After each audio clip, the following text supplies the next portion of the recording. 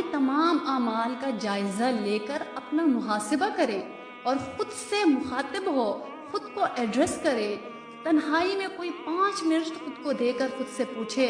کہ کیا میرا دل زندہ ہے یا کہ میرا دل غافل ہے،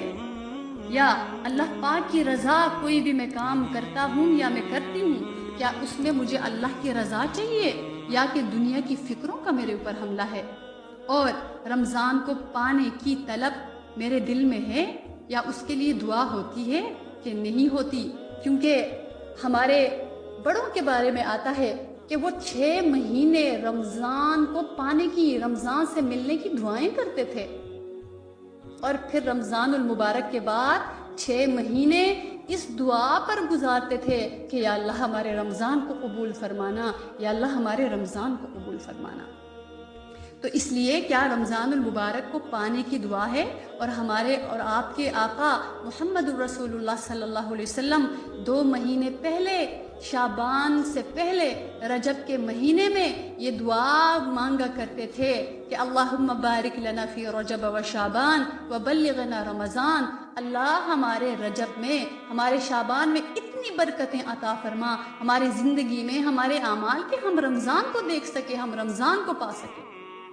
تو اس لیے یہ بھی سوچنا، اور پھر یہ کہ رمضان اور شعبان، رجب اور شعبان میں جو مسنون دعائیں ہیں، کیا کبھی یہ طلب ہوئی کہ میرے رسول کی سکھائی ہوئی، بتائی ہوئی کتنی دعائیں ہیں، ان میں سے میں نے یاد کرنے کی کتنی کوشش کی، تو ان کو یاد کرنے کی کوشش کیا ہوئی ہے، اور توبہ کا خیال ہے یا کہ نہیں ہے کہ یا اللہ ہم پاک اور صاف ہو کے رمضان میں داخل ہم نے ہونا ہے، کیا اس کے لیے ہم نے توبہ کی ہے یا کہ نہیں کی، اور امانت کا خیال ہے کہ نہیں ہے، چاہے زبان کی امانت، آنکھوں کی امانت، کانوں کی امانت، ہاتھ پاؤں کی امانت، مال کی امانت، کسی نے کوئی راز کی بات کی اس کی امانت، کیا ان امانتوں کا خیال، کیا ان کا رکھا گیا ہے؟ اور جو اللہ رب العزت نے ہمیں وجود دیا، یہ سب سے بڑی امانت ہے، اس کا کتنا خیال رکھا، اس کو گناہوں سے کتنا بچایا، میں نے اپنے چہرے کو کس قدر بچایا، اپنی آنکھوں کو کس قدر بچایا، اپنی زبان کو کس قدر بچایا،